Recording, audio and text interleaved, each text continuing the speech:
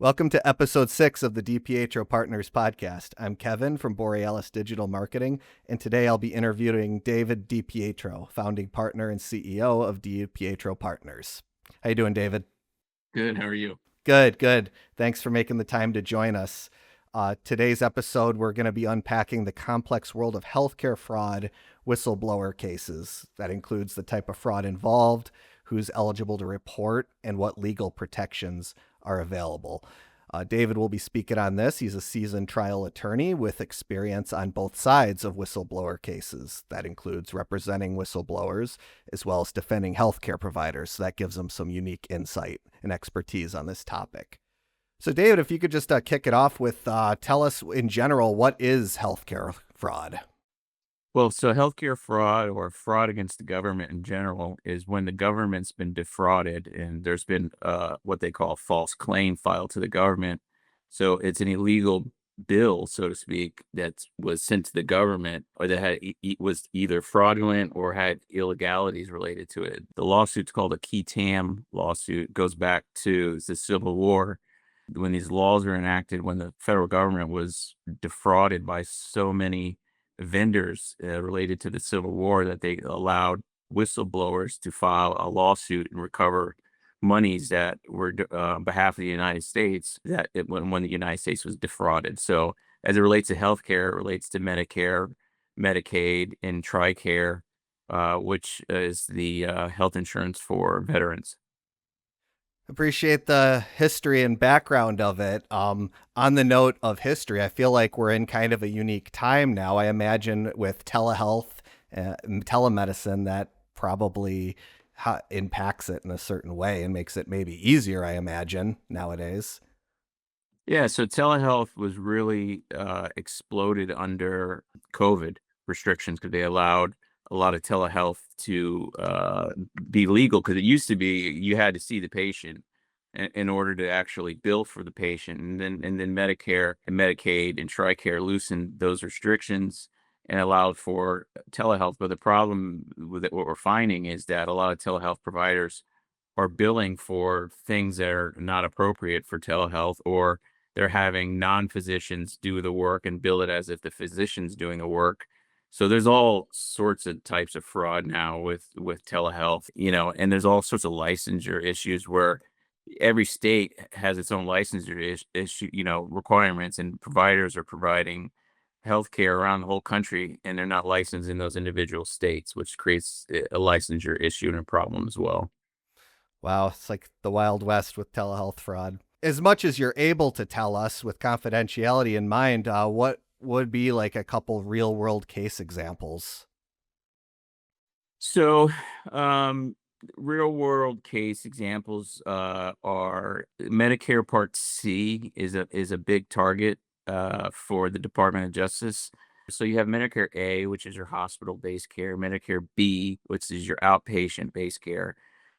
D is for pharma, and C is something they created where they will take a Medicare patient and put them under an insurance company, and they capitate the insurance. So meaning they pay the insurance company a monthly fee to take care of that Medicare life, and they take it at risk. And meaning if the insurance company if mismanages you, they can lose money. So it's a way for the federal government to control how much costs they're paying on Medicare patients, which I don't recommend any Medicare patient ever have Part C. But with that said, millions do. And the way they pay those capitation payments is they do a risk stratification. And what a lot of these insurance companies are doing and healthcare providers is they're exaggerating or looking for risk stratifications to get higher capitation rates and then in turn providing no treatment. So they're diagnosing inappropriately, and they're basically searching for diagnosis so that they can get more money per month from the federal government, which would be a false claim because it's a false billing because the patient really isn't properly diagnosed with that ailment. So the extra money that they're receiving would be a total false claim, regardless if the patient consented to it or not. Interesting. And when situations like this occur, who can report healthcare fraud and who generally does?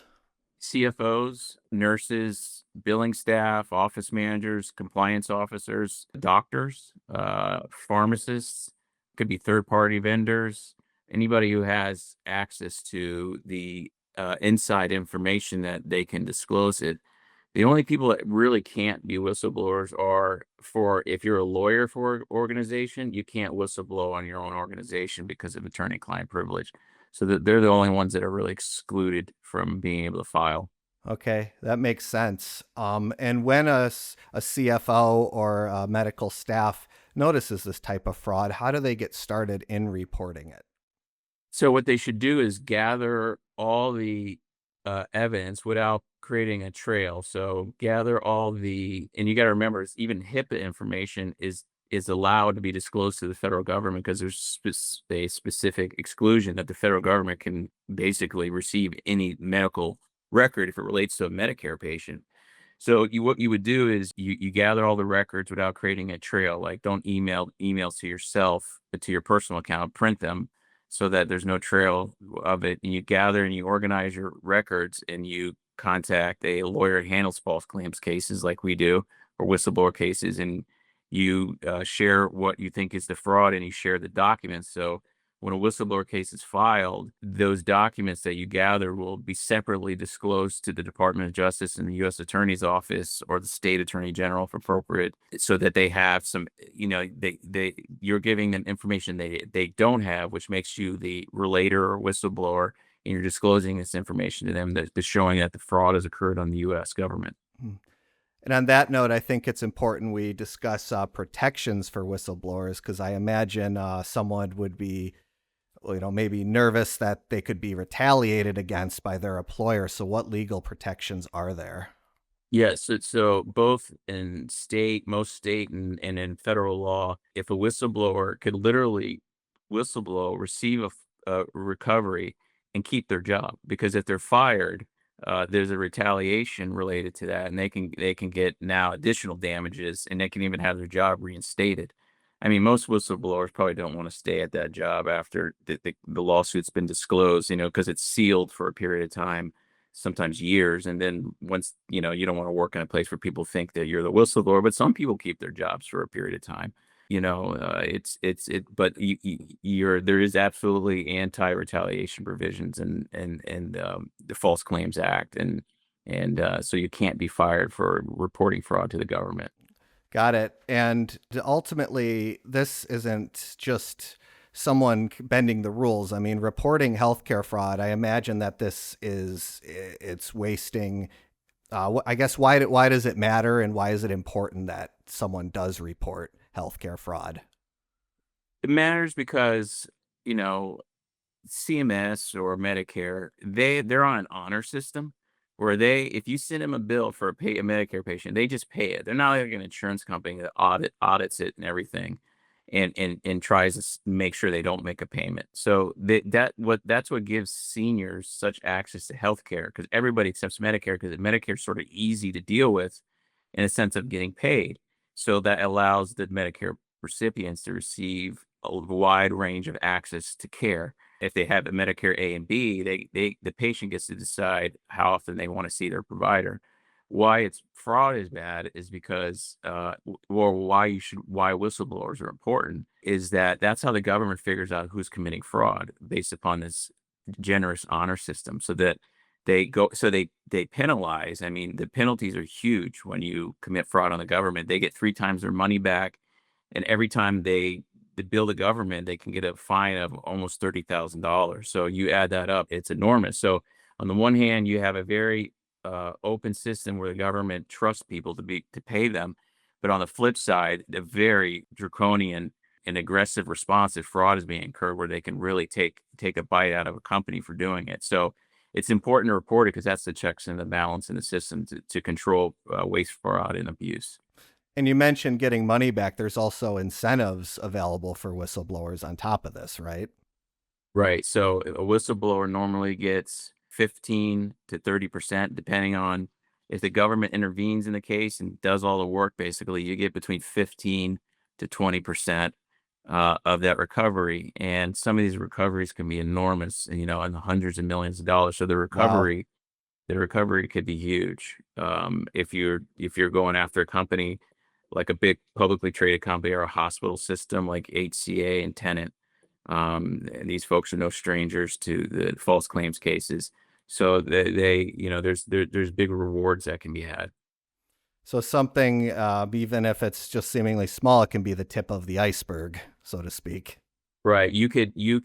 I've had cases where we thought one hospital was committing a fraud, and we found out the whole entire corporation was committing a fraud Wow. nationwide. So you could stumble on a little thing and it turns into a big thing. Wow. That's great information. And how can a healthcare whistleblower lawyer at Di Pietro Partners help whistleblowers? So we know healthcare law, and we know the how whistleblower cases work. We've met with the Department of Justice many times, and the U.S. Attorney's Office. We know how it all works, how to file what is a key TAM or whistleblower lawsuit under seal. We can do it nationwide. We just get cooperation from local lawyers to assist us if we have a case outside the state of Florida, which we have many. We know how it all works, and we'll prepare you for your interview that you'll have with the Department of Justice and the U.S. Attorney's Office, which normally occurs about 60 days after you file the key TAM lawsuit. And we'll get you prepared so that we can make sure that the government's interested in your case, and best case scenario that they intervene and you receive a sizable recovery. That's great information. All right, David, thank you very much. Thank you. Appreciate it.